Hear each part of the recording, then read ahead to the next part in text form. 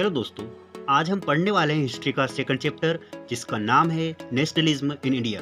तो दोस्तों सबसे पहले तो हम ये समझते हैं कि आखिर नेशनलिज्म इन इंडिया का मतलब क्या है। तो दोस्तों इसका मतलब होता है कि देश के प्रति प्यार और गर्व की भावना का होना, जिसे हम देशभक्ति भी कह सकते हैं। तो आखिर हमारे देश के लोगों के बीच देशभक्ति की भावना कैसे पैदा हुई और हमारे देश के लोगों ने क्या क्या स्ट्रगल किए, तो आइए इसके लिए हम शुरू करते हैं। द फर्स्ट वर्ल्ड वॉर, खिलाफत एंड नॉन कोऑपरेशन। तो दोस्तों 1914 इस साल में होता क्या है कि विश्व की महान शक्तियां आपस में लड़ाई लड़ने लगती है, जिसमें एक तरफ अलायंस पावर और दूसरी तरफ सेंट्रल पावर होती है। जो अलायंस पावर जो होती है, अलायंस पावर में रूस, ब्रिटेन, अमेरिका, जापान, ये बड़े बड़े देश होते हैं। और यदि हम सेंट्रल पावर की बात करें तो सेंट्रल पावर में Austro Hungarian, Germany, Ottoman empire आदि देश होते हैं। तो ये दोनों पावर जो होती है ये आपस में युद्ध कर रही होती है और इसी युद्ध को वर्ल्ड वॉर फर्स्ट के नाम से जाना जाता है। अब हमें पता है कि ब्रिटेन भी इसमें शामिल था और हमारे इंडिया का इससे किसी भी प्रकार का कोई कनेक्शन नहीं होना था। लेकिन दोस्तों इनडायरेक्टली यदि हम देखें तो इंडिया का कनेक्शन इससे था, क्योंकि ब्रिटेन तो युद्ध कर रहा था और उस टाइम पर ब्रिटेन ने हमारे ऊपर कब्जा किए हुए था। मतलब उस टाइम हम ब्रिटेन की कॉलोनी थे, इसलिए इसका इम्पैक्ट हमारे ऊपर भी पड़ रहा था। तो क्या इम्पैक्ट पड़ रहे थे? तो सबसे पहले इम्पैक्ट की यदि हम बात करें तो सबसे पहला इम्पैक्ट तो यही था कि जो ब्रिटिशर्स जो थे वो वार लड़ रहे थे, जिस कारण वह अपना डिफेंस एक्सपेंड करना चाह रहे थे और उसके लिए उन्हें पैसों की ज़रूरत थी। तो ब्रिटिश गवर्नमेंट ने क्या किया कि कस्टम ड्यूटी बढ़ा दी और इनकम टैक्स भी बढ़ा दिया, जिसके कारण होता क्या है दोस्तों, महंगाई बढ़ने लगती है और महंगाई बढ़ने के कारण वस्तुओं की कीमत लगभग 2 गुना हो जाती है, जिसके कारण लोग बहुत परेशान थे और लोगों का बुरा हाल होने लगा था। ब्रिटिश गवर्नमेंट जो होती है ज़बरदस्ती आर्मी में लोगों को भर्ती करना शुरू कर देती है, जिस कारण लोगों को बहुत ज़्यादा गुस्सा हो जाता है और हमारे देश के लोग परेशान तो थे ही, लेकिन ऊपर से प्रकृति भी हमारा साथ नहीं दे रही थी। मतलब कि 1918 और 1920 और 21 का जो साल था, इस साल की फसल खराब हो जाती है। अब फसल खराब क्यों हो जाती है? क्योंकि उस टाइम बरसात नहीं होती है और इसका परिणाम यह निकलता है कि हमारे देश में खाने की कमी हो जाती है, जिसके कारण लोगों को भूखे मरने तक की नौबत आ जाती है और भारत में भूखमरी फैल जाती है। और साथ में यही वह समय था कि देश में एक महामारी फैल रही थी जिसका नाम था इन्फ्लुएंजा एपिडेमिक, जिसके कारण बहुत सारे लोग मारे गए थे। दोस्तों 1921 के सेंसस के अकॉर्डिंग यदि हम बात करें तो लगभग इंडिया के 13 मिलियन लोग मारे जाते हैं इस भुखमरी और महामारी के कारण। तो लोगों को लग रहा था कि यह जो प्रॉब्लम जो शुरू हुई है या वार के ख़त्म होने के साथ ख़त्म हो जाएगी, लेकिन दोस्तों अफसोस कि ऐसा नहीं हो पाता है। द आइडिया ऑफ सत्याग्रह। तो दोस्तों इंडिया में जो प्रॉब्लम्स चल रही थी और जो प्रॉब्लम का दौर चल रहा था, और इसी दौर में लोगों को ज़रूरत थी एक ऐसे लीडर की जो उनकी प्रॉब्लम्स को ख़त्म करे। तो जनवरी 1915 में एंट्री होती है the great man of India की, जिन्हें महात्मा गांधी के नाम से जाना जाता है। तो दोस्तों गांधी जी साउथ अफ्रीका से इंडिया में आते हैं और एक आइडिया लेकर आते हैं जिसका नाम था सत्याग्रह। ये आइडिया जो था नॉन वायलेंस का था, मतलब कि अहिंसा का था। मतलब गांधी जी कहते थे कि जो लड़ाई लड़नी है उसे हम प्रेम से लड़ेंगे, बिना किसी अस्त्र और शस्त्र का इस्तेमाल किए हुए लड़ेंगे और सत्य की राह पर चलते हुए और शांतिपूर्ण तरीके से लड़ेंगे। गांधी जी ने इंडिया आने से पहले साउथ अफ्रीका में 1906 में अपना सबसे पहला सत्याग्रह आंदोलन किया था, जो कि साउथ अफ्रीका के रेसिस्ट सिस्टम के अगेंस्ट था। गांधी जी का यह मूवमेंट सफल रहा था और उनके इस नए आइडिया की वजह से उन्हें साउथ अफ्रीका में बहुत प्रसिद्धि मिली थी। और जब वह इंडिया आते हैं तो उन्होंने यहाँ पर भी वही किया। इन्होंने 3 अलग अलग स्थानों पर सत्याग्रह आंदोलन स्टार्ट किए। तो दोस्तों भारत में गांधी जी ने अपना सबसे पहला मूवमेंट 1970 में स्टार्ट किया था, जो कि बिहार के चंपारण में किया था। इसलिए इसे चंपारण मूवमेंट के नाम से जाना जाता है, जिसे गांधी जी इंडिगो फार्मर के लिए लॉन्च करते हैं। यहाँ पर जो अंग्रेज थे वह फार्मर को फोर्स कर रहे थे कि इंडिगो की फसल उगाए मतलब कि नील की खेती करने के लिए किसानों को फोर्स कर रहे थे। और जहाँ भी यहाँ फसल उगाई जाती थी वहाँ ज़मीन बंजर हो जाती थी और अंग्रेज़ किसानों को पैसे भी कम देते थे। मतलब इस फसल से किसानों की ज़मीन भी खराब हो रही थी और उनको पैसा भी कम मिलता था। इस बात से किसान परेशान थे क्योंकि उनको किसी भी प्रकार का प्रॉफिट नहीं मिल रहा था। तो यहाँ पर गांधी जी इन सारे किसानों को साथ लेकर उनको इंस्पायर करते हैं और उनके साथ मिलकर स्ट्रगल भी करते हैं और अंग्रेज़ों को प्लांटेशन सिस्टम के खिलाफ आवाज़ उठाते हैं और यह मूवमेंट सक्सेस हो जाता है। इसके बाद गांधी जी 1917 में गुजरात के खेड़ा नामक स्थान पर अपना दूसरा मूवमेंट स्टार्ट करते हैं। यह मूवमेंट भी किसानों के लिए ही था, पर इसमें क्या था कि यह जो मूवमेंट किसानों की जो कंडीशन जो थी उस कंडीशन की खराबी के ऊपर था। वहाँ के जो किसानों की जो फसल जो थी वो ख़राब हो गई थी और ये फसल जो ख़राब हुई थी एक प्लेग नामक बीमारी के फैल जाने के कारण हुई थी, जिसके कारण किसान जो है टैक्स नहीं दे पा रहे थे अंग्रेज़ सरकार। तो गांधी जी इन फार्मर्स को सपोर्ट करते हैं और अपना दूसरा सत्याग्रह मूवमेंट स्टार्ट कर देते हैं और डिमांड करते हैं रिलैक्सेशन की। तो गांधी जी का जो दूसरा सत्याग्रह मूवमेंट था वह भी सक्सेसफुल रहता है और उनकी डिमांड को मान लिया जाता है और किसानों का टैक्स माफ़ कर दिया जाता है। इसके बाद गांधी जी 1918 में गुजरात के अहमदाबाद जाते हैं। वहाँ पर क्या हो रहा था कि वहाँ पर जो मिल में काम करने वाले वर्कर थे उनको बहुत कम मेहनताना मिलता था, जिससे वर्कर्स परेशान थे क्योंकि वस्तुओं के प्राइस लगातार बढ़ रहे थे, इसलिए वह ज़्यादा से ज़्यादा वेजेस की डिमांड कर रहे थे। तो इसके लिए गांधी जी उनका सपोर्ट करते हैं और अपना तीसरा मूवमेंट स्टार्ट कर देते हैं और डिमांड करते हैं कि वर्कर्स का वेजेस बढ़ाया जाए। तो अंग्रेज उनकी डिमांड मान लेते हैं और यह मूवमेंट भी सक्सेसफुल रहता है। तो दोस्तों गांधी जी 3 बड़े बड़े सत्याग्रह करते हैं देश के 3 अलग अलग हिस्सों में, जो कि सक्सेसफुल रहते हैं। तो दोस्तों अंग्रेज जो होते हैं इन सक्सेसफुल मूवमेंट को देखकर शांत थोड़ी रहेंगे। तो दोस्तों अंग्रेजों ने क्या किया कि एक लॉ पास कर दिया जिसका नाम था रोलेट एक्ट। Roulette act. तो दोस्तों रोलेट एक्ट एक कानून था जिसे 1919 में इंपीरियल लेजिस्लेटिव काउंसिल के द्वारा पास किया गया था, जो कि इंडिया के अंदर ब्रिटिश पार्लियामेंट थी। इस लॉ की वजह से ब्रिटिश गवर्नमेंट बहुत ही ज़्यादा पावरफुल हो जाती है। तो दोस्तों यह लॉ ये कहता था कि जो भी व्यक्ति रिवोल्यूशनरी एक्टिविटीज़ करते हुए पाया जाता है तो उसे 2 साल के लिए जेल में डाल दिया जाएगा बिना किसी ट्रायल के। मतलब उसे कोई मौका नहीं दिया जाएगा कि वह अपनी बेगुनाही को साबित कर सके। तो ये कानून भारतीयों को इतना बुरा लगता है कि वो इसे काला कानून कह देते हैं। अब ब्रिटिश गवर्नमेंट को जिस पर भी शक होता था उसे वहाँ सीधा 2 साल के लिए जेल में डाल देती थी, चाहे वो कोई भी पॉलिटिकल लीडर हो या आम आदमी। तो दोस्तों गांधी जी इस काले कानून के खिलाफ, मतलब जो रोलेट एक्ट जो था इसके खिलाफ अपना सत्याग्रह मूवमेंट स्टार्ट करते हैं, जिसको रोलेट सत्याग्रह बोला गया। तो यह सत्याग्रह जो था यह नेशन वाइज था, जो कि गांधी जी का पहला सत्याग्रह था। इससे पहले जो भी सत्याग्रह हुए थे वह देश के अलग अलग कोनों में हो रहे थे और यह सत्याग्रह जो था पूरे देश में हो रहा था। तो इस मूवमेंट की शुरुआत गांधी जी 6 अप्रैल को करते हैं और वो कहते हैं कि हम 6 अप्रैल को हड़ताल स्टार्ट करेंगे और वह भी शांतिपूर्ण तरीके से करना है।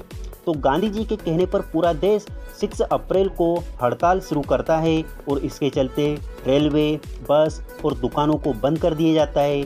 वर्कर्स स्ट्राइक पर चले जाते हैं। देश के अलग अलग भागों में रैलियां निकाली जाती है। ये देखकर अंग्रेज घबरा जाते हैं। उन्हें डर था कि कहीं ये लोग कम्युनिकेशन सिस्टम को ना बिगाड़ दें और इससे बचने के लिए अंग्रेज गवर्नमेंट पॉलिटिकल लीडर्स को पकड़ना स्टार्ट कर देती है। जैसे कि अमृतसर के बहुत सारे लीडर्स को पकड़कर जेल में डाल देती है और गांधी जी के दिल्ली आने पर रोक लगा दी जाती है। यहाँ तक तो सब कुछ ठीक चल रहा था, लेकिन 10 अप्रैल को अंग्रेज पुलिस जो है अमृतसर में शांतिपूर्ण तरीके से निकलने वाले एक जुलूस पर फायरिंग कर देते हैं, जिसकी वजह से लोगों में बहुत गुस्सा आता है, जिससे वह नाराज़ होकर बैंकों पर, पोस्ट ऑफिस पर और रेलवे स्टेशनों पर हमला कर देते हैं और तोड़फोड़ करने लगते हैं। कंडीशन बहुत ज़्यादा बिगड़ने लगती है। इन हमलों को देखकर अंग्रेज गवर्नमेंट मार्शल लॉ लगा देती है। मार्शल लॉ लगने के कारण पावर जो थी वह आर्मी के पास पहुंच जाती है और उसे जो आर्मी जो थी, मतलब जो मिलिट्री जो थी, उसकी जो कमांड थी वह थी जनरल डायर के पास। अब होता क्या है कि 13 अप्रैल के दिन बहुत सारे लोग जलियांवाला बाग, जो कि पंजाब के अमृतसर में स्थित है, वहाँ पर इकट्ठे होते हैं। इस बाग में बैसाखी का मेला लगा हुआ था, तो ज़्यादातर लोग बैसाखी का मेला मनाने के लिए आए थे। ये लोग इनोसेंट थे, इन्हें नहीं मालूम था कि मिलिट्री का मार्शल लॉ नाम का कोई लॉ लगा हुआ है। तो ये सारे के सारे लोग चैन से यहाँ पर मेला मना रहे थे। लेकिन इस बाग में कुछ लोग ऐसे भी थे जो रोलेट एक्ट के अगेंस्ट में प्रोटेस्ट कर रहे थे। तो दोस्तों, जब जनरल डायर को ये पता चलता है कि जलियांवाला बाग में बहुत सारे लोग इकट्ठे हुए हैं, तो यह अपनी आर्मी के साथ आता है और बाग को चारों ओर से घेर कर सारे दरवाज़ों को बंद कर देता है और लोगों पर फायरिंग करवा देता है, जिस वजह से बहुत सारे इनोसेंट लोगों की जान चली जाती है। इसी इंसिडेंट को बोला जाता है जलियांवाला बाग मैसेकर। इसी इंसिडेंट ने पूरे देश को हिलाकर रख दिया था, जिसके कारण बहुत सारे लोग सड़कों पर आ जाते हैं, स्ट्राइक होने लगती है, पुलिस और लोगों के बीच क्लैश होने लगते हैं, गवर्नमेंट प्रॉपर्टी पर हमला होने लगता है। मतलब सिचुएशन जो थी बहुत ज़्यादा कॉम्प्लेक्स होने लगती है। ये देखकर ब्रिटिश गवर्नमेंट भी उतनी ही सख्ती से उनको दबाना शुरू कर देती है। उन पर नाक रगड़वाई जाती है, उन्हें क्राउल करवाया जाता है, उन्हें सैल्यूट करने के लिए फोर्स किया जाता है, उनको कोड़े मारे जाते हैं और कई गांवों पर बम भी गिरा दिए गए थे। गांधी जी कभी नहीं चाहते थे कि वॉयलेंस हो। ये सब देखकर गांधी जी को बहुत बुरा लगता है और वह रोलेट एक्ट, मतलब जो सत्याग्रह जो उनका चल रहा था रोलेट एक्ट के खिलाफ, उसको वो बंद करवा देते हैं और अपना आंदोलन वापस ले लेते हैं। अब यहाँ पर गांधी जी को लगता है कि यदि हमें अंग्रेज़ों से लड़ाई लड़नी है तो हमें और बड़ा आंदोलन करना होगा। इसके लिए हिंदू और मुस्लिम को एक साथ आना होगा। तो चलिए दोस्तों, अब हम यह देखते हैं कि आखिर हिंदू और मुस्लिम एक साथ कैसे आते हैं। तो दोस्तों, हिंदू जो थे वह डिमांड कर रहे थे कि स्वराज, मतलब कि इंडिपेंडेंस आए, और वो लड़ाई लड़ रहे थे अंग्रेज़ों के खिलाफ। और जो मुस्लिम जो थे उनका एक खिलाफत इशू था। मतलब कि ये खिलाफत इशू क्या था? तो दोस्तों, जब वर्ल्ड वार फर्स्ट हुआ था तो उसकी बहुत सारी कंट्रियां उसमें भाग ले रही थी, मतलब लड़ रही थी। जैसे कि ब्रिटेन और जो तुर्की जो थे ये आपस में लड़ रहे थे। उस समय जो टर्की जो था, इस टर्की का राजा वहाँ कैलिपेटेट था, मतलब जिसे हिंदी में हम खलीफा बोल सकते हैं, जिसे इस्लामिक हेड माना जाता है। और जितने भी मुस्लिम थे वह इसकी रिस्पेक्ट करते थे। तो जो तुर्की जो था वह वर्ल्ड वार में हार जाता है और अंग्रेज़ जीत जाते हैं। अब जनता में एक अफवाह फैलने लगती है कि जो ब्रिटेन जो है वह खलीफा के ऊपर एक हॉर्स ट्रीटी करने वाला है, मतलब कि एक कानून लाने वाला है जो कि खलीफा के लिए ठीक नहीं होगा। इसी बात से इंडियन मुस्लिम जो है उनसे नाराज़ हो जाते हैं। तो दोस्तों, जो हिंदू जो थे वो भी लड़ाई लड़ रहे थे आज़ादी के लिए, और दूसरी तरफ मुस्लिम भी अपने खलीफा के लिए अंग्रेज़ों से नाराज़ थे। तो जब दोनों ही नाराज़ थे और दोनों का ही दुश्मन एक था, तो क्यों ना दोनों एक साथ आ जाएं। तो आइए इसको देखते हैं कि किस प्रकार से मूवमेंट आगे बढ़ता है। मार्च 1919 में बॉम्बे के अंदर एक कमेटी बनाई जाती है जिसका नाम था खिलाफत कमेटी। इसे कई सारे मुस्लिम लीडर के द्वारा बनाया जाता है, जिनमें से मोहम्मद अली और शौकत अली प्रमुख थे। ये दोनों गांधी जी के साथ डिस्कशन करते हैं कि एक मास एक्शन हम कर सकते हैं या नहीं, मतलब हम बड़ा आंदोलन कर सकते हैं या नहीं।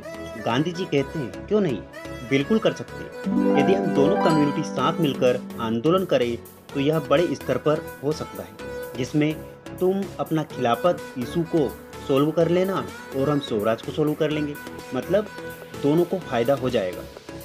तो दोस्तों, सितंबर 1920 में कोलकाता के अंदर कांग्रेस का एक सेशन होता है, जिसमें गांधी जी अदर कांग्रेस लीडर को कन्विंस कर लेते हैं और हिंदू मुस्लिम एक हो जाते हैं और एक नया मूवमेंट स्टार्ट करने का विचार करते हैं, जिसका नाम था नॉन कोऑपरेशन मूवमेंट, यानी कि असहयोग आंदोलन। वाई नॉन कोऑपरेशन, मतलब नॉन कोऑपरेशन मूवमेंट की आवश्यकता क्यों पड़ी? गांधी जी ने इसका जवाब बहुत पहले ही दे दिया था। गांधी जी ने 1909 में अपनी एक पुस्तक हिंद स्वराज में बताया था कि ये जो अंग्रेज़ थे इंडिया के अंदर इसलिए रूल कर पा रहे थे क्योंकि भारतीयों ने इनको कोऑपरेट किया हुआ था, मतलब इनका भारतीय जो थे वो सहयोग कर रहे थे। और अगर इंडिया के लोग इनका कोऑपरेट करना बंद कर दें तो 1 साल के अंदर ही ब्रिटिश रूल खत्म हो जाएगा और हमारे देश को स्वराज मिल जाएगा। इसलिए गांधी जी चाहते थे कि इंडियन ब्रिटिश को कोऑपरेट ना करें और वह मुस्लिम और हिंदू के साथ लेकर नॉन कोऑपरेट मूवमेंट स्टार्ट कर देते। तो दोस्तों अब हम देखते हैं कि गांधी जी इस मूवमेंट को लेकर क्या कहते हैं। तो गांधी जी कहते हैं कि सबसे पहले तो गवर्नमेंट के दिए गए अवार्ड को वापस करना होगा और दूसरी बात यह कहते हैं कि ब्रिटिश सर्विस को बायकॉट करना होगा, जैसे कि civil services, army, police, court, legislative council, school and foreign goods को छोड़ना पड़ेगा। ना ही इन सर्विसेज का इस्तेमाल करेंगे और ना ही इनके लिए काम करेंगे। और दोस्तों गांधी जी यह भी कहते हैं कि अगर ब्रिटिश गवर्नमेंट हमारे इस आंदोलन के खिलाफ कुछ एक्शन लेती है या दबाने का प्रयास करती है तो हम एक full civil disobedience campaign start करेंगे अंग्रेजों के खिलाफ। तो दोस्तों 1920 की गर्मियों के दौरान गांधी जी और शौकत अली दोनों ही निकल पड़ते हैं भारत के अलग अलग जगह पर इस मूवमेंट का प्रचार प्रसार करने के लिए, ताकि भारत में ज़्यादा से ज़्यादा लोगों को इस मूवमेंट से जोड़ा जा सके। लेकिन दोस्तों जो इंडियन नेशनल कांग्रेस थी वह इस मूवमेंट को सपोर्ट नहीं कर रही थी। तो इस मूवमेंट को वो सपोर्ट क्यों नहीं कर रही थी, जिसके पीछे कुछ कारण थे। तो आइए देखते हैं वो क्या कारण थे। तो सबसे पहला कारण तो यह था कि गांधी जी चाहते थे कि ब्रिटिश की सारी सर्विसेज को बॉयकॉट कर दिया जाए। लेकिन कांग्रेस जो है नवंबर 1920 में होने वाले काउंसिल इलेक्शन को बायकॉट करना नहीं चाह रही थी। अब वो क्यों नहीं चाह रही थी? क्योंकि उनका मानना था कि यदि हम जीत गए तो हमारे पास पावर आ जाएगी, जिससे हम ब्रिटिश की पॉलिसी के अंदर कुछ चेंजेस कर सकेंगे। और दूसरा कारण यह था कि कांग्रेस को डर था कि कहीं यह मूवमेंट वॉयलेंट क्रिएट ना कर दे। तो दोस्तों इन दोनों रीजन की वजह से कांग्रेस इस आंदोलन को सपोर्ट नहीं कर रही थी। लेकिन दिसंबर 1920 में नागपुर में कांग्रेस का एक सेशन होता है जिसमें कांग्रेस नॉन कोऑपरेशन मूवमेंट को सपोर्ट कर देती है, यानी कि उसको एडॉप्ट कर लेती है। अब गांधी जी पूरी तरह से तैयार थे अपना मूवमेंट स्टार्ट करने के लिए, क्योंकि उनको मुस्लिम का और कांग्रेस का भी सपोर्ट मिल गया था। इसलिए जनवरी 1921 को नॉन कोऑपरेशन मूवमेंट को स्टार्ट कर दिया जाता है। Differing stand with in the movement. तो दोस्तों यह मूवमेंट कैसे आगे बढ़ता है, आइए इसको हम देखते हैं। तो the movement in the town. तो दोस्तों यह मूवमेंट टाउन्स में किस प्रकार से होता है? तो टाउन्स में सबसे ज़्यादा इस मूवमेंट में मिडिल क्लास के लोगों ने पार्टिसिपेट किया था। तो दोस्तों टाउन्स में होता क्या है कि इस मूवमेंट के चलते हजारों बच्चों ने स्कूल और कॉलेज को छोड़ दिया था और इसके अलावा टीचर्स और हेडमास्टर ने रिजाइन कर दिया था। और इसके अलावा जो लॉयर्स जो थे उन्होंने अपनी लीगल प्रैक्टिस को करना बंद कर दिया था। पॉलिटिकल पार्टीज ने इलेक्शन को बॉयकॉट कर दिया था। फॉरेन गुड्स को बॉयकॉट कर दिया गया था। और इसके अलावा जो ल्यूकर शॉप्स जो थी उनको पिक्ट कर दिया गया था और फॉरेन कपड़ों को जला दिया गया था। अब इन कारणों का रिजल्ट यह निकलता है कि फॉरेन इंपोर्ट जो था वह लगभग पहले से आधा हो जाता है। मतलब फॉरेन से जो कपड़े आते थे वह 1921 एंड 1922 के बीच में इंपोर्ट का आधा हो जाता है। मर्चेंट और ट्रेडर्स फॉरेन गुड्स को खरीदना और बेचना बंद कर देते हैं, जिस कारण इंडियन टेक्सटाइल मिल का प्रोडक्शन बढ़ जाता है। मतलब स्वदेशी कपड़ों का जो बनना स्टार्ट हो जाता है और इंडियन से फॉरेन क्लॉथ की जगह पर इंडियन क्लॉथ्स यानी कि जो खादी के कपड़े जो थे उनको पहनना शुरू कर देते हैं। तो दोस्तों आपको लग रहा होगा कि यह मूवमेंट बहुत अच्छे से चल रहा था शहरों के अंदर, लेकिन ऐसा नहीं था। धीरे धीरे यह मूवमेंट टाउन्स के अंदर कमज़ोर होने लगता है, मतलब कि स्लो डाउन होने लगता है। तो अब इस मूवमेंट के स्लो डाउन होने के क्या कारण थे, तो आइए इसको हम समझते हैं। तो सबसे पहला कारण तो यह था कि जो खादी के कपड़े थे वह बहुत महंगे थे, क्योंकि वह हाथों से बनाया जाता था। इसलिए जो गरीब लोग थे वह मजबूरीवश फॉरेन क्लॉथ को खरीद रहे थे, क्योंकि वह सस्ते थे और मशीनों से बने होते थे। दूसरा कारण ये था कि इंडियन इंस्टीट्यूट के खुलने में काफ़ी समय लग रहा था। मतलब इंडियन इंस्टीट्यूट और कॉलेज की यहाँ पर कमी थी और इनको खुलने में काफ़ी समय लग रहा था। सभी अंग्रेज़ों के इंस्टीट्यूट और कॉलेज थे, इसलिए सभी ने स्कूल्स और कॉलेज ज्वाइन करना शुरू कर दिया। इसी प्रकार जो लॉयर्स जो थे उन्होंने भी कोर्ट में पहुंचना स्टार्ट कर दिया, क्योंकि इनके पास भी कोई और ऑप्शन नहीं था। तो दोस्तों, इन्हीं रीजन की वजह से यह मूवमेंट टाउन्स के अंदर कमज़ोर होने लगता है, मतलब कि स्लो डाउन होने लगता है। Rebellion in the country side. दोस्तों, अब हम देखते हैं कि यह मूवमेंट ग्रामीण इलाकों में किस प्रकार से चल रहा था। तो दोस्तों, ग्रामीण इलाकों में दो मूवमेंट चल रहे थे। पहला मूवमेंट यहाँ पर पीजेन का था, यानी कि किसानों का, और जो दूसरा मूवमेंट यहाँ पर जो था वो ट्राइबल पॉपुलेशन का, यानी कि आदिवासी लोगों का मूवमेंट था। तो सबसे पहले हम बात करेंगे पीजेन के मूवमेंट की। तो आइए इसको हम देखते हैं। तो इसके लिए हम अवध का केस स्टडी करते हैं। तो सिचुएशन यह थी कि यहाँ पर अवध के जो पीजेन जो थे बहुत ज़्यादा परेशान थे। अब वो किससे परेशान थे? तो तुलकदार और लैंड लॉर्ड से परेशान थे, क्योंकि ये बहुत ज़्यादा रेंट चार्ज करते थे किसानों से, और वह किसानों से बिना कोई पैसा दिए काम भी करवाते थे। ये प्रॉब्लम केवल अवध में नहीं थी, बल्कि पूरे देश में थी। लेकिन हम जो यहाँ पर केस स्टडी कर रहे हैं वो केवल अवध की कर रहे हैं, इसलिए हम अवध के किसानों के बारे में ही बात करेंगे। तो अवध के सारे पीजन जो है यहाँ पर डिमांड करते हैं कि रेंट को कम किया जाए और बेगारी को खत्म किया जाए और लैंडलॉर्ड का बहिष्कार किया जाए। और इन सब डिमांड पर पीजेन की हेल्प करते हैं बाबा रामचंद्र। ये एक सन्यासी थे।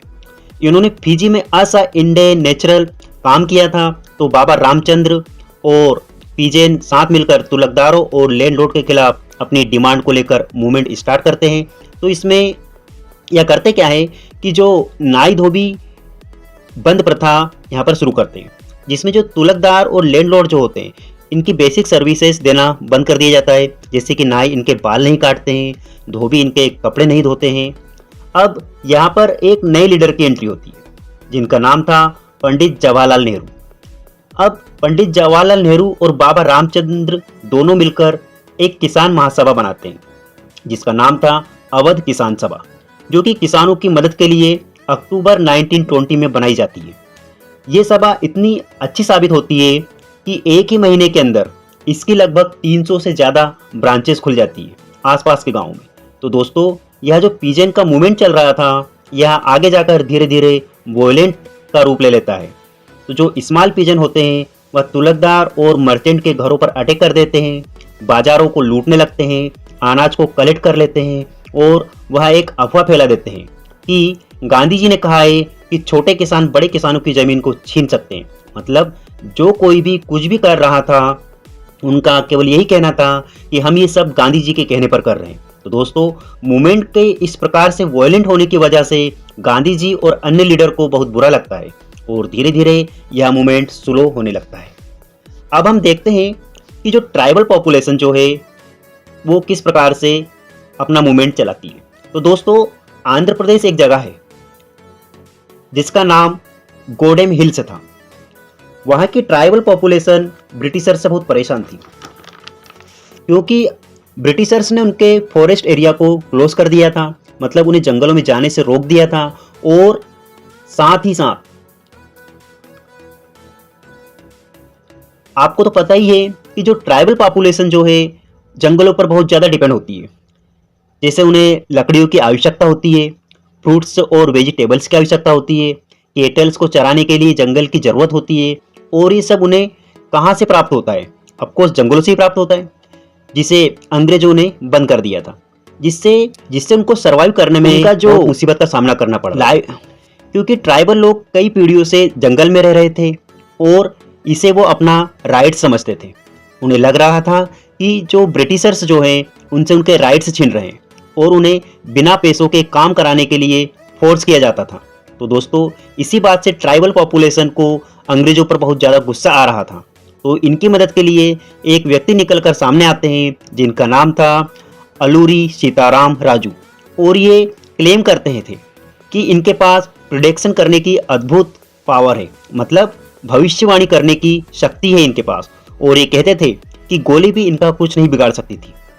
तो अलूरी सीताराम गांधी जी से बहुत ज़्यादा इंस्पायर थे। ये सबसे कहते थे कि शराब नहीं पीना चाहिए, खादी के कपड़े पहनना चाहिए। लेकिन ये गांधी जी की एक बात को बहुत ही खिलाफ मानते थे, और वह बात यह थी कि देश को यदि अंग्रेजों से फ्रीडम दिलानी है तो वह नॉन वायलेंस से नहीं मिल सकती, बल्कि इसके लिए हथियार उठाने पड़ेंगे, लड़ाई लड़नी पड़ेगी। तो अलूरी सीताराम राजू और सारे लोग मिलकर 1920 में गोरिल्ला मूवमेंट स्टार्ट करते हैं। इसमें ये अंग्रेजों पर अटैक करते हैं और कई सारे अंग्रेजों को मार देते हैं। लेकिन अनफॉर्चुनेटली अलूरी सीताराम राजू अंग्रेजों के द्वारा पकड़ लिए जाते हैं और उन्हें मार दिया जाता है। लेकिन तब तक वह लोगों के लिए हीरो बन चुके थे। आज भी वहाँ के लोग उन्हें याद करते हैं। स्वराज इन प्लांटेशन। तो दोस्तों, असम में लोग एज अ वर्कर प्लांटेशन में काम क्या करते थे? टी गार्डन्स के अंदर। तो दोस्तों 1859 में एक एक्ट पास हुआ था जिसका नाम था इनलैंड इमिग्रेशन एक्ट 1859, जिसके अनुसार कोई भी वर्कर बिना परमिशन के गार्डन को छोड़ नहीं सकता था। लेकिन जब लोगों को पता चलता है कि गांधी जी ने नॉन कोऑपरेशन मूवमेंट स्टार्ट किया है तो बहुत सारे वर्कर्स प्लांटेशन छोड़कर भागने लगते हैं। लेकिन जब वे अपने घर जा रहे होते हैं तो रास्ते में ब्रिटिश पुलिस इन्हें पकड़ लेती है और उन्हें बहुत ही बुरे तरीके से मारा जाता है। तो दोस्तों, हमने अलग अलग मूवमेंट के बारे में देखा। हमने सिटीज़, गांव, ट्राइबल्स और वर्कर्स के मूवमेंट को देखा, इसके साथ साथ पिजन के मूवमेंट को भी देखा। तो हमें ये देखने को मिला कि लोग मूवमेंट को अलग अलग तरीके से ले रहे थे और उसे अलग अलग दृष्टि से देख रहे थे, और सबके लिए स्वराज का मतलब भी अलग अलग ही था। और हमने ये भी देखा कि ये मूवमेंट धीरे धीरे वॉयलेंट होने लगता था। तो इसी दौरान 1922 में चोरी चौरा नामक जगह पर एक चोरी चौरा इंसिडेंट होता है। जो चोरी चौरा नामक एक जगह जो है ये गोरखपुर ज़िले में स्थित है। यहाँ पर होता क्या है कि बहुत सारे लोग शांतिपूर्ण तरीके से प्रदर्शन कर रहे थे, यानी कि पीसफुल डिमोनिस्ट्रेशन कर रहे थे, और मार्केट के अंदर ये अपना मूवमेंट चला रहे थे। तो वहाँ की जो लोकल पुलिस जो होती है वह इन पर अटैक कर देती है और इन पर लाठी चार्ज करवा देती है। इसी बात से लोगों को पुलिस पर गुस्सा आ जाता है और कुछ लोग गुस्से में पुलिस स्टेशन जाते हैं और वहाँ पर आग लगा देते हैं, जिसमें कुछ पुलिस मैन भी जलकर मर जाते हैं। तो ये सब वायलेंस को देखकर गांधी जी को बहुत ज़्यादा बुरा लगता है और वह नॉन कोऑपरेशन मूवमेंट को भी विथड्रॉ कर देते हैं, मतलब कि इस मूवमेंट को वापस ले लेते हैं और यहाँ पर नॉन कोऑपरेशन मूवमेंट खत्म हो जाता है। Toward the civil disobedience movement. दोस्तों, नॉन कोऑपरेशन मूवमेंट को खत्म होने के बाद गांधी जी ये समझ जाते हैं कि कोई भी मास स्ट्रगल करने से पहले लोगों को प्रॉपरली ट्रेंड होना आवश्यक है। लोगों को इन्फॉर्मेशन होना चाहिए कि मूवमेंट को कैसे करना है और इसका क्या मोटिव है, ताकि लोग गलत तरीके से मूवमेंट को इंटरप्रिटेट ना करें। तो दोस्तों, आगे क्या होता है कि कांग्रेस के कुछ लीडर को ऐसा लगता है कि मास स्ट्रगल करने के बजाय यदि हम इलेक्शन में भाग लें तो इससे क्या होगा कि हम काउंसिल में रहकर ब्रिटिश पॉलिसीज़ का विरोध कर सकेंगे। तो इसके लिए दो लीडर थे जिनमें से एक का नाम था CR दास और दूसरे का नाम था मोतीलाल नेहरू। ये दोनों एक पार्टी बनाते हैं और उस पार्टी का नाम स्वराज पार्टी रखते हैं। लेकिन जवाहरलाल नेहरू, सुभाष चंद्र बोस इसमें पार्टिसिपेट नहीं करते हैं और कहते हैं कि यदि हमें पूर्ण स्वराज चाहिए तो बड़ा स्ट्रगल करना ही होगा, ना कि इलेक्शन लड़ने की ज़रूरत है। लेकिन उस समय इंडिया की स्थिति कुछ और ही चल रही थी, मतलब दो ऐसे फैक्टर थे जिन्होंने हमारी इंडियन पॉलिटिक्स को बहुत ज़्यादा इम्प्रूव किया।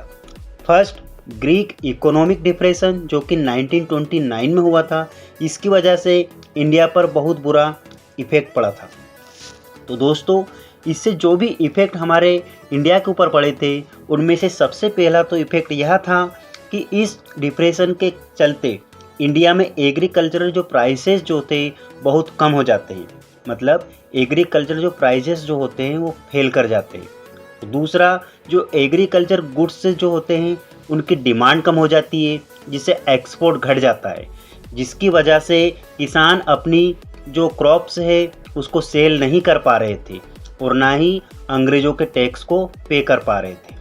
और जो दूसरा फैक्टर जो था वो था साइमन कमीशन। तो दोस्तों ब्रिटेन के अंदर टोरी नामक गवर्नमेंट थी जो कि 1927 में एक कमीशन बनाती है जिसमें कुछ लोग शामिल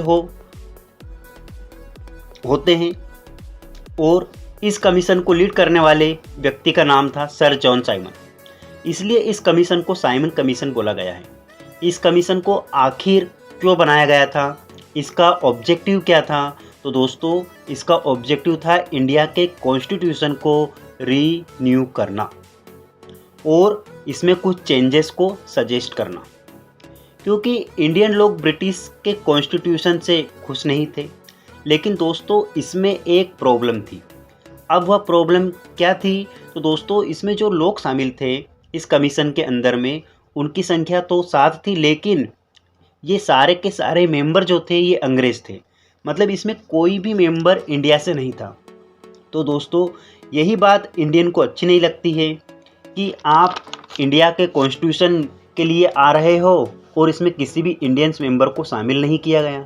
इसलिए दोस्तों जब यह कमीशन 1928 में इंडिया में आता है तो बहुत सारे लोग इसका विरोध करते हैं और साइमन गो बैक के नारे लगाते हैं। तो अंग्रेज़ों को लगता है कि कहीं सिचुएशन हमारे हाथ से ना निकल जाए। तो दोस्तों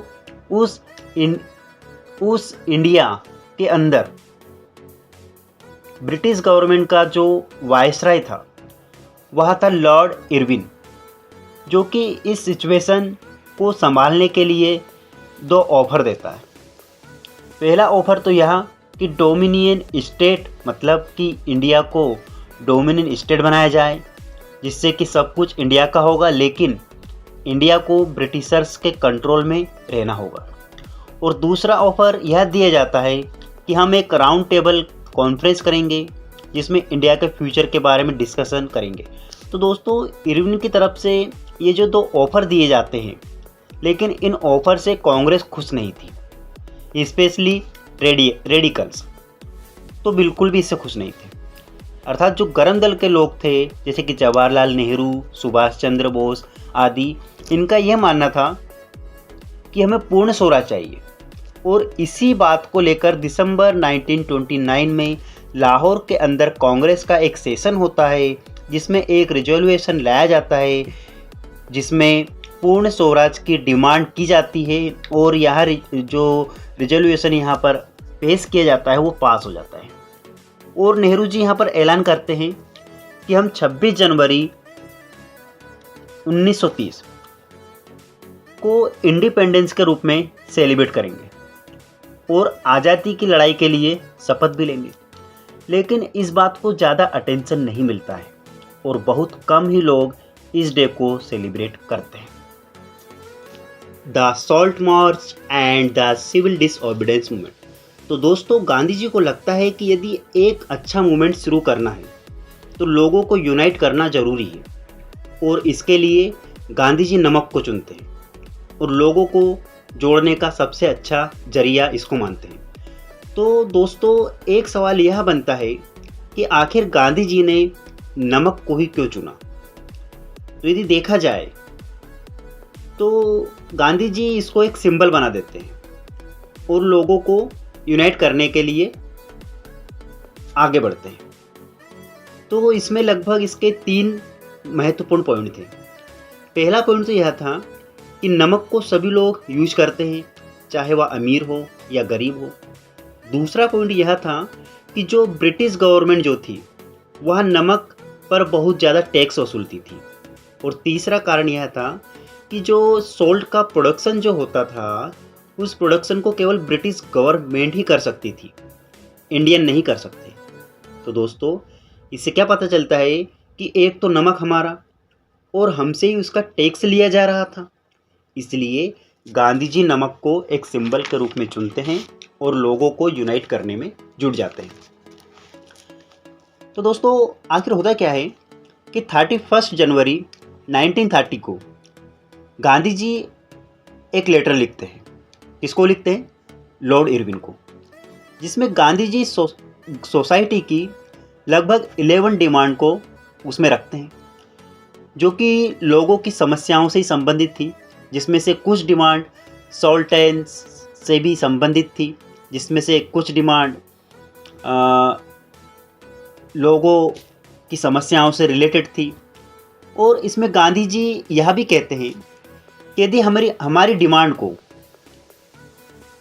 11 मार्च तक नहीं माना गया तो हम सिविल डिसओबीडियंस मूवमेंट स्टार्ट कर देंगे। तो दोस्तों, लॉर्ड इरविन इन डिमांड्स को अनदेखा कर देते हैं, इसलिए गांधी जी सॉल्ट मार्च शुरू करते हैं, जिसे हम दांडी मार्च भी कहते हैं। तो महात्मा गांधी 12 मार्च 1930 को अपने 78 वॉलंटियर के साथ यात्रा शुरू करते हैं, जो कि साबरमती आश्रम से शुरू होकर दांडी में ख़त्म होती है, जिसमें 240 मील का सफ़र तय करना था और रोज़ 10 मील तक का सफ़र इसमें तय किया जाता है और लगभग 24 दिन में इस यात्रा को पूरा किया जाता है। और 6 अप्रैल को गांधी जी दांडी पहुंचकर नमक को बनाकर नमक कानून का उल्लंघन करते हैं और इसी के साथ सिविल डिसओबीडियंस मूवमेंट भी स्टार्ट कर देते हैं। क्योंकि गांधी जी ने इससे पहले नॉन कोऑपरेशन मूवमेंट स्टार्ट किया था और नमक कानून को तोड़ने के बाद वो सिविल डिसओबीडियंस मूवमेंट स्टार्ट करते हैं। तो आखिर इन दोनों मूवमेंट में अंतर क्या था? तो दोस्तों, जो नॉन कोऑपरेशन मूवमेंट जो था, इसका ऑब्जेक्ट केवल इतना था कि इसमें अंग्रेज़ों का कोऑपरेट नहीं करना है, और जो सिविल डिसओबीडियंस मूवमेंट जो था, इसमें अंग्रेज़ों का कोऑपरेट भी नहीं करना है और साथ ही साथ अंग्रेज़ों ने जो कानून बनाए थे उन कानूनों को भी नहीं मानना है। तो यही इसमें डिफरेंट था। तो दोस्तों, गांधी जी ने सिविल डिसओबीडियंस मूवमेंट की शुरुआत कर दी थी, तो लोग गांधी जी को देखकर अलग अलग हजारों जगहों पर लोगों ने नमक कानून को तोड़ना शुरू कर देते हैं देश के अंदर। और इसके साथ साथ जो फॉरेन क्लॉथ जो होते हैं उनको भी बायकॉट करना स्टार्ट कर देते हैं। इसके अलावा जो लिक्वर शॉप्स जो होती है उनको पिक कर दिया जाता है और किसान जो है चौकीदारी टैक्स को भरना बंद कर देते हैं और ट्राइबल्स फॉरेस्ट के जो लॉ होते हैं उनको तोड़कर जंगल में प्रवेश करने लगते हैं और अपने मवेशियों को वहाँ पर चलाने लगते हैं, लकड़ियाँ और फल वहाँ से तोड़कर लाने लगते हैं। अब इस प्रकार से लोगों को नियमों को तोड़ता देखकर ब्रिटिश गवर्नमेंट एक एक करके बड़े बड़े लीडर्स को जो कि आंदोलन कर रहे थे उन्हें अरेस्ट करना स्टार्ट कर देती है, जिस कारण अंग्रेज और पब्लिक के बीच में वायलेंस क्लैश होने लगते हैं। गवर्नमेंट लोगों को ब्रॉडली तरीके से पीटना शुरू कर देती है।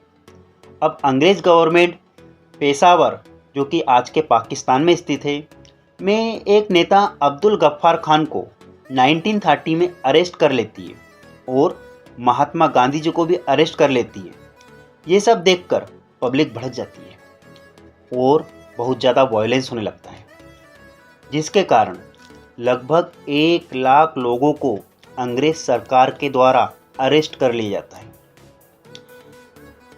ये सब देखकर गांधी जी को बहुत बुरा लगता है और आपको तो पता ही है कि गांधी जी जो थे अहिंसा के पुजारी थे। अब गांधी जी ने जो सिविल डिसओबीडियंस मूवमेंट को स्टार्ट किया था, उस सिविल डिसओबीडियंस मूवमेंट को बंद कर देते हैं और गांधी जी और वायसराय इरविन के बीच में एक पैक्ट साइन होता है, जिसे गांधी इरविन पैक्ट के नाम से जाना जाता है, जो कि 5 मार्च 1931 में हुआ था। इस पैक्ट के अनुसार लॉर्ड इरविन गांधी जी को सेकंड राउंड टेबल में पार्टिसिपेट करने के लिए बोलते हैं। तो गांधी जी तैयार हो जाते हैं और एक कंडीशन यहाँ पर रखते हैं कि जिन लीडर्स को अंग्रेज गवर्नमेंट ने अरेस्ट किया है उन्हें छोड़ दिया जाए। तो दोस्तों, दोनों मतलब इरविन और गांधी जी एक दूसरे की कंडीशन को मान लेते हैं और यही गांधी इरविन पैक्ट कहलाता है। तो दोस्तों, इस पैक्ट के according Gandhi ji second round table को अटेंड करने के लिए लंदन जाते हैं, लेकिन वहाँ पर गांधी जी को किसी भी बात को नहीं माना जाता है, जिससे गांधी जी बहुत ज़्यादा निराश हो जाते हैं और जब वह इंडिया आते हैं तो देखते हैं कि अंग्रेज गवर्नमेंट ने जवाहरलाल नेहरू और अब्दुल गफ्फार खान को अभी भी जेल में ही रखा हुआ था और कांग्रेस पार्टी को इल्लीगल घोषित कर दिया था। गांधी जी सोचते हैं कि उनके साथ धोखा हुआ है और वह दोबारा से सिविल डिसओबीडियंस मूवमेंट को स्टार्ट करते हैं, लेकिन 1934 तक आते आते यह मूवमेंट पूरे तरीके से ठंडा पड़ जाता है। How participate so the movement. दोस्तों, यहाँ पर हम जानेंगे कि जो विभिन्न प्रकार के ग्रुप थे उन्होंने इस मूवमेंट को किस प्रकार से लिया और किस प्रकार से इसमें पार्टिसिपेट किया। तो सबसे पहले हम रिच पीजेंट के बारे में बात करेंगे।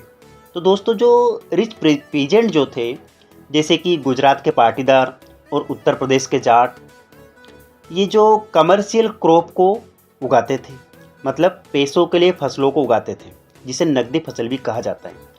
लेकिन दोस्तों, जब इकोनॉमिक डिप्रेशन आता है तो ये पीजेंट बहुत ज़्यादा इफ़ेक्ट होते हैं, क्योंकि इसके कारण फसलों के दाम गिर जाते हैं और इनकी इनकम भी कम हो जाती है। इस कारण ये ब्रिटिश को टैक्स नहीं दे पाते। तो जब गांधी जी मूवमेंट स्टार्ट करते हैं तो ये लोग इस मूवमेंट में पार्टिसिपेट करते हैं ताकि हाई रेवेन्यू को कम करवाया जा सके। लेकिन जब गांधी जी बिना ही टैक्स को कम किए ही मूवमेंट को वापस ले लेते हैं तो इन्हें बहुत बुरा लगता है। और जब दोबारा से गांधी जी इस मूवमेंट को स्टार्ट करते हैं 1932 में, तो ये लोग इसमें पार्टिसिपेट नहीं करते। अब हम देखेंगे कि इस मूवमेंट को गरीब किसानों ने किस प्रकार से लिया था और उन्होंने किस प्रकार से पार्टिसिपेट किया था। तो दोस्तों, जो गरीब किसान जो थे, इनके पास खुद की ज़मीन नहीं होती थी। ये लैंडलॉर्ड और इसके अलावा जो तुल्लुकदार लोग जो होते थे, उनकी ज़मीन पर खेती करते थे और बदले में रेंट पे करते थे। लेकिन इकोनॉमिक डिप्रेशन के कारण ये स्मॉल पीजेंट्स लैंडलॉर्ड को रेंट नहीं दे पा रहे थे। इसलिए जब मूवमेंट स्टार्ट होता है तो ये डिमांड करते हैं कि इनके अनपेड रेंट को माफ़ कर दिया जाए। लेकिन कांग्रेस इस नो रेंट कैंपेन को सपोर्ट नहीं कर रही थी। अब कांग्रेस इसको सपोर्ट क्यों नहीं कर रही थी, इसका भी एक रीज़न था। और वह रीज़न क्या था कि यह जो कैंपेन जो था बड़े किसानों के खिलाफ था और कांग्रेस को डर था कि यदि कांग्रेस इस कैंपेन को सपोर्ट कर देती है तो अमीर किसानों का सपोर्ट चला ना जाए। अब हम बिजनेस करने वालों की बात करेंगे। आखिर उन्होंने किस प्रकार से इस मूवमेंट को लिया और इसमें पार्टिसिपेट किया। तो दोस्तों, जो मर्चेंट और जो इंडस्ट्रियल जो थे, इनके पास दो समस्याएं चल रही थी। अब वो समस्याएं क्या थी? पहली समस्या तो यह थी कि जो ब्रिटिश गवर्नमेंट की बिजनेस पॉलिसी, जिसके कारण इनका बिजनेस जो था बहुत ही ज़्यादा ठप पड़ रहा था, जिस कारण ये चाह रहे थे कि ऐसी पॉलिसी को हटा दिया जाए।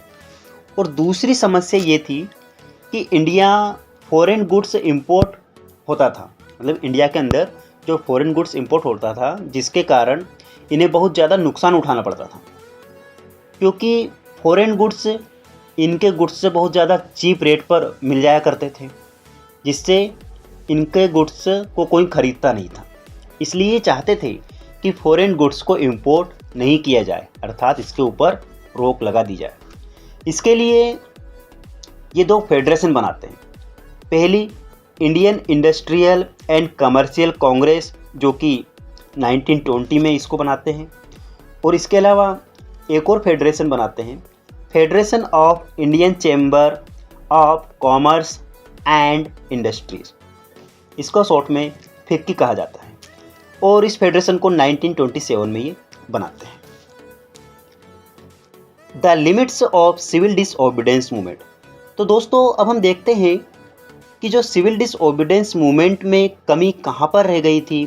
दरअसल ऐसा तो नहीं हो सकता कि सभी ने ही इस मूवमेंट में पार्टिसिपेट किया हो। तो दोस्तों, दो ऐसे ग्रुप थे जिन्होंने इस मूवमेंट से अपने आप को दूर रखा, मतलब इस मूवमेंट में पार्टिसिपेट ही नहीं किया। इनमें जो पहला ग्रुप जो था वो था दलित लोगों का, और जो दूसरा ग्रुप जो था वो मुस्लिम लोगों का था। तो इन दोनों ने ही इस मूवमेंट में पार्टिसिपेट नहीं किया था। तो आइए हम देखते हैं कि आखिर ऐसा क्यों हुआ? तो सबसे पहले हम बात करेंगे दलित ग्रुप की। तो दोस्तों जो दलित ग्रुप्स जो था इन्होंने मूवमेंट को समर्थन इसलिए नहीं दिया था क्योंकि कांग्रेस इनको सपोर्ट नहीं कर रही थी, क्योंकि इनको डर था यदि उन्होंने इनका सपोर्ट किया तो कहीं हाई क्लास वाले जो लोग हैं वो बुरा ना मान जाए, क्योंकि उस समय इनका बहुत ज़्यादा पार्टिसिपेट था मूवमेंट के अंदर। इसलिए कांग्रेस इनको सपोर्ट करके इनके साथ संबंध बिगाड़ना नहीं चाह रही थी। इसी रीजन के कारण कांग्रेस इनको सपोर्ट नहीं कर रही थी, लेकिन गांधी जी इनको सपोर्ट कर रहे थे। गांधी जी ने इनको हरिजन कहा था, यानी कि भगवान की संतान। और गांधी जी ये भी कहते थे कि यदि स्वराज चाहिए तो छुआछूत को बदलना होगा। इसलिए दलित एक सेपरेट इलेक्टोरल की मांग कर रहे थे और BR अम्बेडकर भी दलित को सपोर्ट कर रहे थे और कह रहे थे कि इन्हें सेपरेट इलेक्टोरल मिलना चाहिए, जिसके लिए BR अम्बेडकर जी ने एक एसोसिएशन बनाई थी जिसका नाम था डिप्रेस्ड क्लास एसोसिएशन, जिसे 1930 में बनाया गया था। लेकिन गांधी जी का मानना था यदि सेपरेट इलेक्टोरल की मांग करेंगे तो यह देश के लिए ठीक नहीं होगा, क्योंकि फिर अन्य लोग भी इसकी मांग करेंगे, जिससे लोग आपस में जुड़ेंगे नहीं बल्कि टूटेंगे। और गांधी जी तो सबको जोड़ना चाह रहे थे, इसलिए गांधी जी खाना छोड़ देते हैं। सभी लोग इनकी बहुत रेस्पेक्ट करते थे। फिर एक पूना पैक्ट होता है गांधी जी और अंबेडकर जी के बीच में, जिसमें डिसाइड होता है कि सेपरेट इलेक्टोरल तो नहीं, लेकिन सीट जरूर करवा देंगे। अब हम बात करते हैं मुस्लिम कम्युनिटी की। अब इसमें इन्होंने क्यों पार्टिसिपेट नहीं किया था, तो इसके भी कुछ कारण थे। जब नॉन कोऑपरेशन मूवमेंट चल रहा था तब हिंदू और मुस्लिम दोनों ने साथ साथ पार्टिसिपेट किया था, लेकिन धीरे धीरे इनमें टेंशन बढ़ने लगती है। अब टेंशन क्यों बढ़ने लगती है? क्योंकि नए नए ऑर्गेनाइजेशन बनने लगते हैं जो कि रिलीजियन से संबंधित होते हैं, जैसे हिंदू के लिए हिंदू महासभा और मुस्लिम के लिए मुस्लिम लीग। तो इन दोनों में टेंशन चलने लगते हैं। 1927 में कांग्रेस और मुस्लिम लीग एक अलायंस बनाना चाह रहे थे, लेकिन मुस्लिम लीग के नेता मोहम्मद अली जिन्ना मुस्लिम के लिए सेपरेट इलेक्टोरल की डिमांड करते हैं, लेकिन कांग्रेस चाहती है कि जॉइंट इलेक्टोरल हो। जिन्ना इसे मान लेते हैं, लेकिन कुछ कंडीशन यहाँ पर रखते हैं कि सेंट्रल असेंबली में मुस्लिम के लिए रिजर्व सीट हो और बंगाल और पंजाब में जितनी मुस्लिम पॉपुलेशन हो उसी के हिसाब से सीट मिलनी चाहिए। लेकिन कांग्रेस इन कंडीशन को डिनाई कर देती है, अर्थात मना कर देती है, जिस कारण कांग्रेस और मुस्लिम लीग के बीच दूरियां बढ़ने लगती है।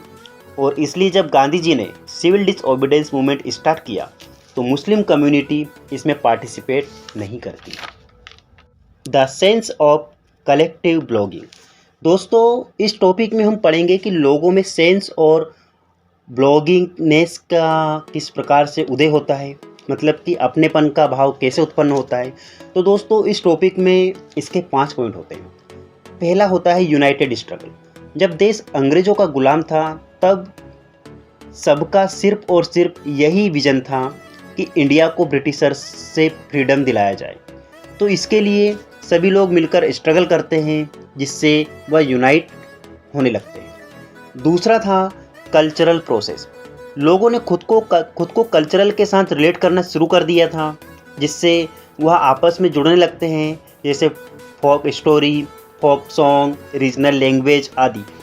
तीसरा जो था वो था फिगर्स एंड इमेजेस। दोस्तों हम पहले भी पढ़ चुके हैं कि 18th और 19th सेंचुरी में जो आर्टिस्ट थे वो अपने नेशन को अलग अलग एलोगोरी से रिप्रेजेंट करते थे। जैसे जर्मनी की एलोगरी थी जर्मेनिया, फ्रांस की एलोगरीज थी मेरियन। उसी प्रकार से इंडिया को रिप्रेजेंट किया जाता था भारत माता से। भारत माता की इमेज सबसे पहले बंकिम चंद्र चट्टोपाध्याय ने बनाई थी और एक गीत वंदे मातरम भारत माता की सराहना में लिखा था, और इस गीत को इन्होंने अपने नॉवल आनंद मठ में भी जोड़ा था। और बाद में अबिंद्रनाथ टैगोर ने भारत माता की पेंटिंग बनाई। और फोर्थ जो था वो था फ्लैग। दोस्तों फ्लैग की वजह से भी लोगों में सेंस ऑफ कलेक्टिव ब्लॉगिंग जागती है, क्योंकि फ्लैग पूरी कंट्री को रिप्रेजेंट करता है। और फिफ्थ था रीइंटरप्रिटेशन ऑफ हिस्ट्री। दोस्तों जब लोगों को पता चलता है कि इनकी हिस्ट्री बहुत ही अच्छी थी, चाहे वो आर्ट्स हो, एग्रीकल्चर हो, रिलीजियन हो या कल्चर हो, जब से ये ब्रिटिश आए हैं इन्होंने इसे तहस नहस कर दिया है। इसीलिए इंडिया को इनसे आज़ादी दिलानी ही होगी। आई होप दोस्तों आपको हमारा टॉपिक बहुत अच्छा लगा होगा। यदि आपको हमारा एक्सप्लेन करने का तरीका पसंद आए तो प्लीज़ वीडियो को लाइक और चैनल को सब्सक्राइब जरूर कर दीजिए और अपने दोस्तों के पास भी इस वीडियो को शेयर करें ताकि उनको भी इससे हेल्प मिले।